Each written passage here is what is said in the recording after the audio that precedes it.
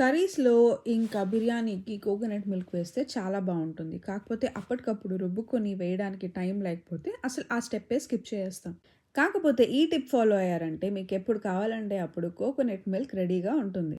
Tip ఏంటి అంటే కొబ్బరిని అలానే ఫ్రీజర్‌లో పెట్టేయకుండా ఇలా కొబ్బరి పాలు తీసుకొని ఆ పాలని మనం ఫ్రీజర్‌లో పెట్టుకున్నామంటే ఆ పాడ్స్ ఎప్పుడు కావాలంటే అప్పుడు కర్రీస్‌లో వేసుకోవచ్చు. కొబ్బరిని కూడా నున్నగా గ్రైండ్ చేసుకోకుండా జస్ట్ వన్ టైమ్‌కి గ్రైండ్ చేశామంటే, ఆ కొబ్బరిని కూడా మనం కర్రీస్‌లోకి వాడుకోవచ్చు. కొబ్బరిని కూడా ఇలా ఐస్ క్యూబ్ ట్రేస్‌లో వేసి ఆ పాడ్స్ లాగా ఫ్రీజర్‌లో స్టోర్ చేసుకోవచ్చు. కొబ్బరే కాదండి, చూడండి నేను ఇలా గసాల్ని కూడా రుబ్బి చిన్న చిన్న పాట్స్ లాగా వేసి పెట్టుకున్నాను. ఎప్పుడు కావాలంటే అప్పుడు కర్రీస్‌లో వేసుకుంటాను. చూసారు కదా! ఫుల్‌గా సెట్ అయిపోయింది. ఇలా ఎప్పుడు కావాలంటే అప్పుడు కొబ్బరి పాలు రెడీ. నా టిప్ మీకు నచ్చినట్లయితే లైక్ చేయండి and subscribe to my channel for more videos.